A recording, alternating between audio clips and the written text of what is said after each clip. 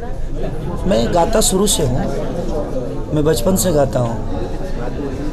तो पढ़ाई लिखाई इसलिए हमारी कम हुई क्योंकि पापा अकेले कमाने वाले थे और हम 7 भाई, चाचा के 4 लड़के और मैं, हम 3 भाई। तो सारी फैमिली मेरी ज्वाइंट, और चाचा के बच्चों को भी माँ ने ही पाला है, तो इसलिए सारी चीज़ें ज्वाइंट ही है। तो अब पढ़ाने लिखाने का उतना स्थिति नहीं था। पापा दिन में चाना बेचते थे, रात को गार्ड की नौकरी करते थे, तो समस्या नहीं था कि हम पढ़ पाए।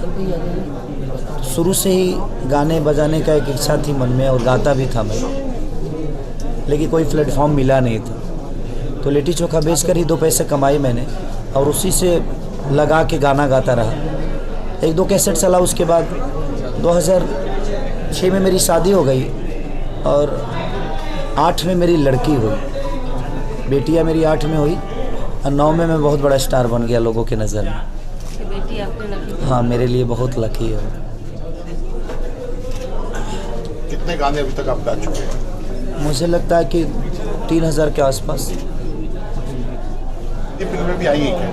नहीं, हिंदी फिल्म मैंने एक की थी, जिसमें एक में गाना किया था और एक गाना गाया था, कोयलांचल में गाना गाया था, और एक ग्लोबल बाबा सिनेमा थी, उसमें मैं और माही गिल जो दबंग में अरबाज जी के अपोजिट थे, उनके साथ एक गाना था। उसके बाद भोजपुरी से ही वक्त नहीं मिलता है, कहाँ हिंदी करेंगे हम। तो अगर अच्छी फिल्मों का ब्रेक मिले इसमें तो फिर आप इसमें जाना चाहेंगे? ज़रूर ज़रूर ज़रूर। एक्चुअली है क्या कि देखिए, भोजपुरी भी आज छोटी नहीं रही है। हिंदी के बाद अगर कोई सिनेमा चलता है तो भोजपुरी ही है, और उसी का क्षेत्र इतना बड़ा है। तो भोजपुरी आज के डेट में छोटी नहीं, कम से कम 38 करोड़ जनता है भोजपुरी की, भोजपुरी भाषा बोलने वाली। तो कहीं ना कहीं हिंदी के बाद अगर देखा जाए तो भोजपुरी ही है। छत्तीसगढ़ी फिल्म के लिए भी कुछ ऑफर भी आ रहे हैं, जैसे आप यहाँ आए हैं सुबह से, या कोई नहीं? एक्चुअली देखिए, सबसे बड़ी चीज़ है कि जहाँ हम कर रहे हैं वहाँ खुद ही टाइम नहीं मिलता है, तो बाकी लैंग्वेज के लिए आदमी नहीं सोच पाता है। लेकिन लैंग्वेज तो लैंग्वेज ही होता है, हर भाषा के लोग खेसारी को प्यार तो करते ही हैं। ऐसा नहीं है कि सिर्फ भोजपुरी से मुझे प्यार मिलता है।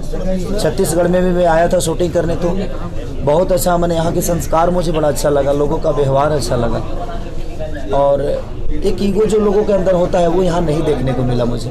कोऑपरेशन बहुत ज़्यादा यहाँ मिला मुझे, अपनों का प्यार की तरह। मुझे जहाँ चाहो आप शूट करो, कोई आपको रोकने वाला यहाँ नहीं है, सब लोग कोऑपरेट करेंगे आपको, तो वो चीज़ें मुझे यहाँ मिली।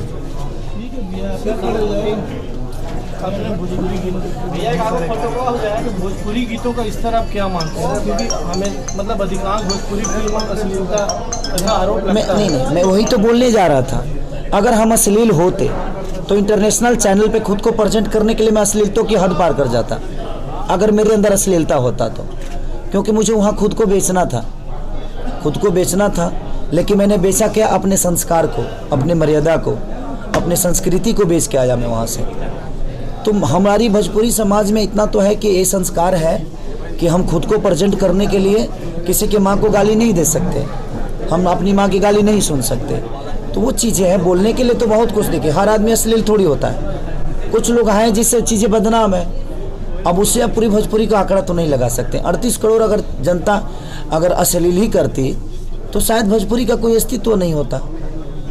भोजपुरी की धरती बड़ी धरती है, वहाँ गौतम बुद्ध जैसे लोग शिक्षा लेते हैं, तो उसके लिए आप उसको गलत नहीं, वो धरती गंदी नहीं है।